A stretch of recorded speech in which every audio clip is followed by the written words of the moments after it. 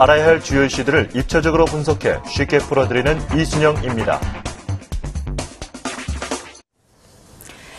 지난해 3월 일본에서는 대규모 지진이 있었습니다. 특히 대규모 지진으로 인한 방사능 유출로 인해서 수많은 인명피해와 경제적 손실이 일본에서 발생을 했는데요. 이에 따라 일본에서는 원자력 발전을 신재생 에너지로 대체하려는 움직임이 나타나고 있습니다. 그리고 일본은 지난 4월 27일 세계 최대 규모의 재생에너지 지원 제도를 밝혔는데요. 이에 따라 일본에서는 풍력 시장에 새로운 바람이 불고 있습니다. 자, 일본에서 불고 있는 풍력 시장의 새로운 바람, 과연 우리나라에는 어느 정도까지 영향을 미치게 될까요? 오늘 KDB 대우증권 성기종 팀장과 얘기를 나눠봤습니다.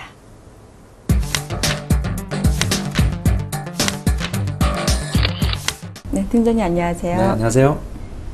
일본이 작년 원전 사태 이후에 재생에너지 쪽에 계속 투자하겠다는 소식이 최근에 들리던데 실제로 원전 사태 이후에 일본의 전력 시장에 좀 어떤 변화가 있었습니까? 네, 지금 잘 아시다시피 지금 원전이 거의 셧다운되면서 실질적으로 전력난을 많이 겪고 있다고 보여집니다.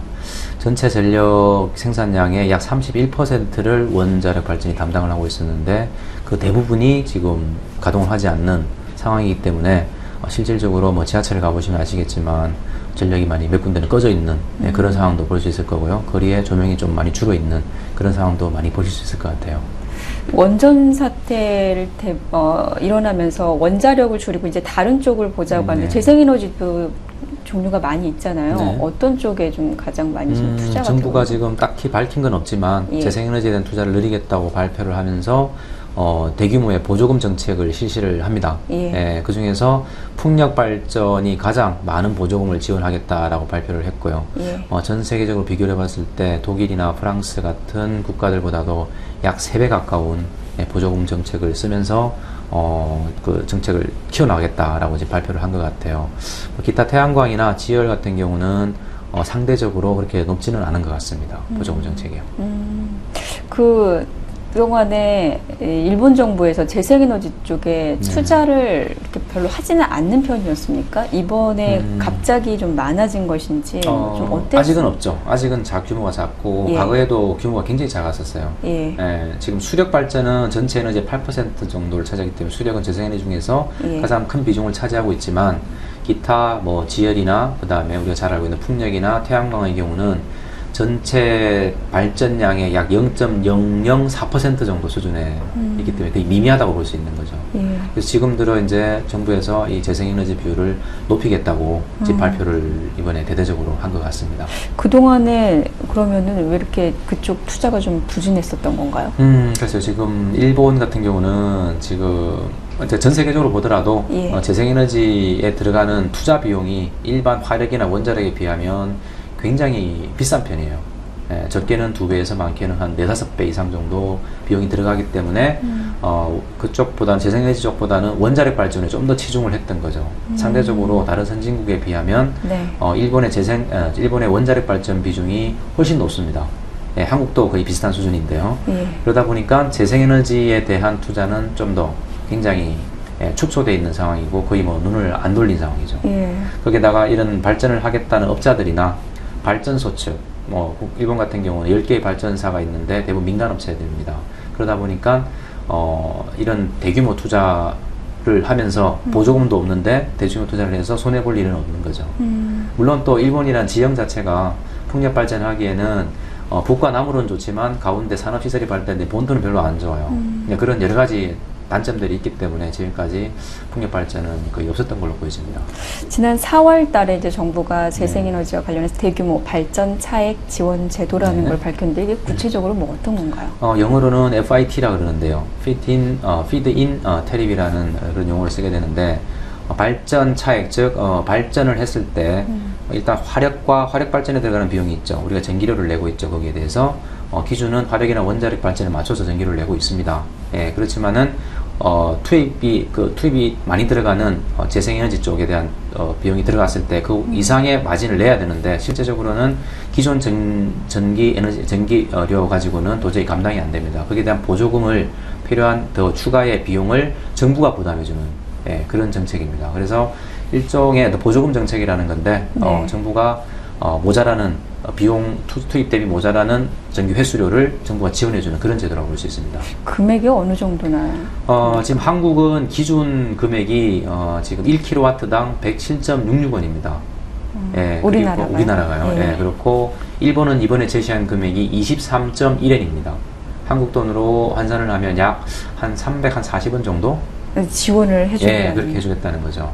뭐 독일이나 프랑스나 이런 국가들의 비교를 해보면 뭐 달러로 환산을 해서 비교해 보더라도 예. 일본이 약 프랑스나 독일에 비해서 2.8배 정도 수준이 많은 금액을 지원해주겠다. 즉 재생에너지를 투자를 하는 투자가들한테 더 많은 마진을 남겨주겠다. 이걸 남겨주겠다라고 지금 발표를 한 겁니다. 그만큼 좀 재생에너지에 대한 투자를 좀 더 활성화시키기 위한 어떤 정책이라고 볼 수 있는 거죠. 파격적인 좀 조건 같은데 그렇죠. 거기까지 한 배경도 있을 것 같아요. 작년에 지진이 일어나고 도쿠시마 사태가 터지고 나서 이후에 5월 1일 날 일본 정부에서 발표를 하죠. 재생에너지에 대해서 좀 더 활성화 정책을 쓰겠다고 발표를 하고 예. 그렇게 했지만은 실질적으로 발전사들이 이를 따라주지 않았어요. 그 민간업자들도 발전 투자, 즉 재생에너지 발전 투자는 그렇게 많이 따라오지 않는 상태였어요. 실제로 작년도 데이터를 보면 오히려 재생에너지, 즉 에너지 투자가 재작년보다 줍니다. 예, 오히려 줄어들었죠. 뭔가요? 그리고 지금 이유는 가장 큰 여러 가지 이유가 있겠지만 가장 큰 이유는 제가 볼 때는 수익성이 안 나온다는 거죠. 예, 일본에도 발전 차익 제도라는 지원 제도가 있는데 지금 제시한 금액의 반도 안 됐었어요. 예, 그러다 보니까 기존에도 있었군요. 그렇죠, 있었는데 그 정도 금액으로는 도저히 수지가 안 맞는다는 거죠. 예, 그러니까 굳이 할 이유가 전혀 없었거든요. 근데 이번에 그때보다 배 이상으로 올려주는 제도를 지금 실행을 함으로써 이제 어느 정도 수익성이 확보가 되기 때문에 아마도 정부가 이런 활성화를 위해서 이런 안을 끄집어낸 것 같아요. 대규모 이제 보조금 지원하는 것으로. 팀장님 보시기에 뭐 효과는 좀 있을 것으로 보세요? 제가 이번에 뭐 리포트도 썼지만은 그 내용에 보시면 정부가 그렇게 주도하고 그리고 수익성이 보장이 된다면 돈은 흘러갑니다. 예, 전 세계 자금이 흘러들 수도 있고 일본 내에서도 자금이 많은 상황인데 뭐 그 정도 마진이면 지금 다른 어떤 기타 발전 또는 기타 어떤 투자했을 때 나오는 수익성보다는 훨씬 좋습니다. 그렇다면 당연히 많은 사람들이 투자에 관심을 보일 것이고 자기네들이 계산해 봤을 때 맞다면 그게 타당하다면 아마 더 들어가겠죠. 예, 지원을 많이 할 걸로 예상이 투자를 많이 할 걸로 예상됩니다. 예. 지금 어느 정도 비중을 차지하고 있는 원자력이 이제 다른 발전 부분으로 간다는 얘기인데 화력도 있고 뭐 다른 쪽도 있잖아요. 그렇습니다. 예. 근데 풍력을 보시는 이유가 있으실 텐데. 지금 일본 정부의 방향도 재생에너지 쪽으로 기울고 있고 그 다음에 발전의 그 구조를 보게 되면 화력 발전이 약 60% 정도 차지를 해요. 그리고 원자력 31% 정도 차지를 하고 나머지 수력과 기타 이렇게 돼 있는데 지금 화력 발전 비중 어떤 밸런스 비중을 보게 되면 글로벌리 선진국 업체들보다 선진 국가들보다 조금 더 많은 편입니다. 이게 비슷한 수준인데 조금 더 많이 형성되어 있기 때문에 만약에 원자력 발전을 다시 화력으로 바꾼다라면 발전 비용이 너무 커져버려요. 예, 그리고 특히 복합화력 발전 같은 경우는 예비 전력을 주로 담당하는 부분인데 그 부분을 더 키우기에는 좀 부족한 측면이 있다고 보는 거죠. 예, 그래서 아마 화력 발전보다는 정부안도 선진 국가들처럼 이제 발전 어떤 밸런스를 맞추기 위해서는 재생에너지 비중이 좀 더 커져야 된다라고 지금 생각을 하는 것 같아요. 그러면 일본이 풍력 발전을 하기에는 좀 적합한 그런 나라인지 뭐 기후적으로든 어쨌든 다른 것들도요. 네, 지금 잠시 좀 전에 말씀드렸는데 일본 본토를 보게 되면 일본이 열도가 굉장히 남북으로 길게 펼쳐져 있지 않습니까? 북쪽과 남쪽은 굉장히 바람대가 좋아요. 북쪽은 편서풍대고 남쪽은 무역풍대이기 때문에 바람이 좋고 바다도 많이 접해 있기 때문에 상당히 좋습니다. 풍력 발전을 하기에는. 근데 전기를 쓰는 것은 본토예요, 또. 그러다 보니까 전력을 쓰려면 굉장히 투자 비용이 많이 들어가는 거죠. 예, 그래서 사실상 해상으로 나가지 않는 한은 좀 약간 부적합한 부분이 많습니다. 그리고 또 법적으로도 60m가 넘어가는 그런 어떤 풍력 발전기 설치를 하려면 건물 대상으로 그게 법규가 정해져 있습니다. 그러다 보니까 많은 어떤 제재 조치가 있었는데 일본 정부에서 그런 걸 다 풀어주겠다는 거죠. 예, 풀어주겠다 그러고 그 다음에 이제 나머지 그 그 이후에 수익성을 좀 더 높게 만들기 위해서 보조금을 더 높인 거죠. 그렇게 되면 바람의 양이 적더라도 충분히 마진을 낼 수 있는 구조로 갈 수 있다고 봅니다. 따라서 뭐 위쪽도 좋지만 본토 주변에서도 풍력 발전 시장이 꽤 커질 걸로 그렇게 예상이 됩니다. 재생에너지 하면은 대표적으로 풍력 태양광인데 태양광과 비교했을 때 정부 쪽에서도 풍력 쪽을 조금 더 지원을 하는 쪽으로 봐야 되나요? 지금 현재 보조금 정책을 봤을 때는 지금 독일이나 이런 데 대비해서는 거의 한 3배 정도 그 정책을 쓰고 있고요. 그 다음에 태양광 같은 경우는 태양빛이기 때문에 실제적으로는 다른 어떤 국가에 비해서 거의 비슷한 수준 정도로 맞춰놓은 것 같아요. 그리고 금액으로 보게 되면 똑같은 금액을 투자를 했을 때 발전량이 풍력이 한 2배 이상 높습니다. 원가 투입이 태양광이 많이 일어난다는 거죠. 태양광을 적게 한다는 소리가 아니라 풍력도 같이 키우겠다는 의도인 것 같고요. 똑같은 금액이 투입됐을 때 풍력이 발전량이 2배가 더 많기 때문에 이 2~3배가 많기 때문에 가능한 한 풍력 쪽에 그 발전 비중을 높일 가능성이 높게 보이고요. 글로벌리 보더라도 대부분이 선진 국가들이 한 풍력 발전 쪽이 2배 정도 더 설치를 많이 하는 걸로 그렇게 나타나고 있습니다. 일본 풍력 업체들 같은 경우에는 그러면은 지금 뭐 어느 정도 수준인가요? 뭐 실적이라던가 아니면은 좀 규모 면에서 지금 일본 있습니까? 풍력 시장이 워낙 안 좋았기 때문에 과거에 기껏해 한 3~4천억 정도 수준이었어요. 풍력 시장 자체가. 그러다 보니까 실질적으로 풍력 발전기를 제조할 수 있는 회사가 일본에 4개 정도 있어요. 좀 대형 사이즈 2메가급 이상은 3개. 그리고 뭐 300kW짜리 조그마한 풍력 발전기 생산 업체 이렇게밖에 없었습니다. 그러다 보니까 시장 자체가 작고 또 대형사들이 그걸 또 그 시장을 뛰어들었어요. 그러다 보니까 일본 자체 시장에서는 거의 적자입니다. 그리고 이제 지금 상장사 중에서는 JWT라는 회사가 있는데 이 회사가 지금 풍력 발전 개발 업체입니다. 매출이 그렇게 많지는 않아요. 한 몇백억 정도 수준이기 때문에 아직 일본 시장에 걸맞는 정도 수준이지 아직 큰 업체들이 거의 없다고 보여집니다. 지금 얘기를 들어보면 어쨌든 일본의 풍력 발전 시장은 계속 이제 확대가 되는 쪽으로 커갈 것 같은데 이제 문제는 뭐 일본 시장이 커지는 거기서 그치는 것이 아니라 실제로 이제 국내 쪽에 관련 업체들이 수혜를 받을 수 있느냐 하는 것인데 연관이 있나요? 연관성이 저는 있다고 봅니다. 왜냐하면 일단 거리도 가깝죠. 그리고 우리나라에서 풍력 발전기 또는 풍력 발전 관련 부품업체들이 꽤 많이 있는데 과거에도 보셨지만은 해외 쪽으로도 수출도 많이 했었어요. 그만큼 품질이 좋다는 겁니다. 일본 입장에서는 중국 걸 쓸 거냐, 한국 걸 쓸 거냐. 둘 다 가깝지만은 품질이 따라주는 한국 업체를 쓸 가능성이 굉장히 높게 평가가 되고 있고요. 그 외에도 아마 한국의 어떤 제품 또는 한국에서 공장을 직접 인수한 업체들도 있기 때문에 한국 제품을 쓸 가능성이 굉장히 높게 보입니다. 기존에도 단조 설비라든가 일부 부품들은 일본에서 많이 가져다 쓰고 있는 그런 수출도 많이 하는 제품이기 때문에 상당히 관련성이 높다고 보죠.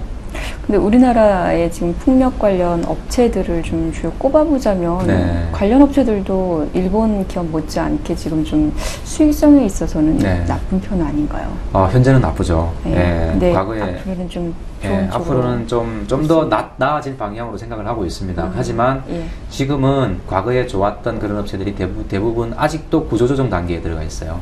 그러다 보니까 현재 상황에서는 아직도 경쟁 심화 때문에 상당히 수익성이 떨어진 그런 구조로 가고 있습니다. 이런 구조조정이 거치고 나면 내년 정도 되면 또 많은 업체들이 또 없어질 거고 상대적으로 살아남은 업체들은 또 수혜를 볼 걸로 예상을 하는데 그 중에 또 남아있는 업체들 중에서는 일본에서 또 수혜를 본다 그러면 당연히 어느 정도 마진폭이 좀 더 커지겠죠. 현재보다 낫다는 그런 논리고요. 또 일본 시장이 얼마나 커질지 현재는 예측이 불가능하기 때문에 그래서 예측은 하고 있지만 어느 정도인지 모르기 때문에 당장 얼마큼 수혜를 보겠다고 말씀을 못 드리겠습니다. 하지만 분명한 것은 제가 지금 찾아본 여러 가지 데이터로 봐서는 일본 시장이 분명히 커질 걸로 보고 있고 거기에 대한 직접적인 수혜는 아마 발주가 난다든지 이런 형태의 수혜는 내년도 2분기 정도부터는 나타나지 않을까라고 보고 있고요. 그 중에서 뭐 유니슨 같은 회사는 도시바가 이 회사를 인수를 한 회사이기 때문에 이 회사 같은 경우는 보다 빠르게 수혜를 볼 수 있는 회사로 뭐 빠르면 금년부터 일부 풍력 발전기가 테스트용이라든지 나갈 수가 있을 것 같아요. 기타 뭐 다른 또 수혜를 받을 만한 기업이 기업들은 대표적인 대표적인 업체들이죠. 특히 일본에서는 지금 부품업체를 찾아보니까 여러 업체들이 있긴 하지만 지금 단조, 메인 샤프트를 만드는 단조 부분이나 타워를 만드는 단조 업체들이 별로 없는 것 같아요. 예, 한국에서는 업체들이 여러 군데 있죠. 예, 대표적으로는 과거에 풍력발전 시장에서 굉장히 히트를 쳤던 우리 태움 같은 업체도 있을 거고요. 물론 현진 소재도 바 타입의 메인 샤프트나 이런 쪽은 잘 만들 수 있는 회사입니다. 그리고 타워를 만드는 동국 SNC 같은 업체, 아까 말씀드렸던 유니슨 같은 업체들이 실질적인 수혜를 받을 수 있는 업체라고 저는 보고 있습니다. 그러면 지금 이제 풍력 관련주에 관심 갖고 계시는 네네. 분들이라면 어떤 면을 보고 좀 투자를 해야 되는지 네. 투자할 때 좀 고려사항이 있다면 어떤 게 있을까요? 가장 큰 고려사항은 지금 사실은 우리 일본 이야기를 많이 했지만은 일본 동향을 먼저 살펴보셔야 될 것 같아요. 제가 일본 시장이 전망을 가만히 해보면 일본 시장은 지금 현재 이 독일 시장의 약 2배 정도까지 수년 내에 도달할 수 있을 시장입니다. 그 정도로 커질 시장이기 때문에 일본과 거래가 좀 또 많이 할 수 있는 기존에 그저 해왔던 그런 업체가 가장 수혜를 볼 거고요. 그 다음에 일본에 생산을 하지 않는 제품을 만드는 업체들, 아까 말씀드린 대로 메인 샤프트나 타워 쪽은 일본 업체가 좀 부족한 것 같아요. 그렇다면 그만큼 또 수혜를 볼 거고요. 또 일본 단조업체와 거래를 많이 하고 있는, 실제로 거래를 했거나 하는 업체를 찾아야 되는데 현재로서는 많이 없는 것 같아요. 따라서 지금은 일본 쪽을 예의주시하면서 그 다음에 유럽 쪽의 안정을 또 먼저 도모하는 게 맞을 것 같습니다. 미국 쪽의 어떤 QE3 정책이라든가 유럽 쪽의 자금 안정이 된다 그러면 현재로서의 어떤 전 세계 발전 시장은 재생에너지의 어떤 일부분을 계속 가져가는 부분이기 때문에 전 글로벌 어떤 시장의 안정성과 국가 간의 어떤 정부의 뭐랄까요, 투자 정책에 따라서 투자 정책에 따라서 아마 큰 시장이 바뀔 걸로 그렇게 저는 보고 있어요. 특히 중국 같은 경우도 지금 중국 정부에서 부양책을 쓰려고 지금 준비하고 있는데 그런 것들의 일부분은 아마 재생에너지 쪽으로 기울 거다 그렇게 예상이 되고 있습니다. 따라서 각국 정부의 어떤 보조 정책이나 부양책이라 그럴까요? 그런 쪽에 관심을 좀 더 많이 가지셔야 되지 않을까. 그리고 주가에 가장 큰 영향이 거기서 불어올 것 같습니다. 끝으로 토픽 종목을 하나 꼽아주시자면. 지금 이쪽에서 굳이 꼽자면 현재 직접적인 수혜를 바로 누릴 수 있는 회사는 유니선이 가장 탑픽일 것 같아요. 그 중에서. 도시바라는 회사가 유니선을 인수를 했죠. 지금 1대 주주로 나와 있고요. 도시바가 전 세계 발전 시장의 한 3위 정도 되는 업체입니다. 일본 내에서도 1위 업체고요. 매출이 40조나 되는 그런 업체이기 때문에 해외 글로벌 네트워크가 굉장히 잘 되어 있는 회사예요. 그만큼 유니슨이 도시바의 힘을 얻어서 벌써 지금 이제 과거에 거의 죽었다가 살아난 그림이고요. 턴어라운드를 지금 직접 하고 있습니다. 그리고 해외 시장에 뛰어나갈 수 있는 그런 체력을 다졌고요. 그 다음에 도시바가 직접 일본 또는 해외에서 영업을 하면서 생산 기지는 유니슨에서 생산 기지 역할을 할 거기 때문에 당연히 수혜를 보더라도 좀 빠른 시일 내에 또 더 많은 양의 수혜를 보지 않을까. 그렇게 예상을 하기 때문입니다. 네, 오늘 말씀 잘 들었습니다. 고맙습니다. 네, 감사합니다.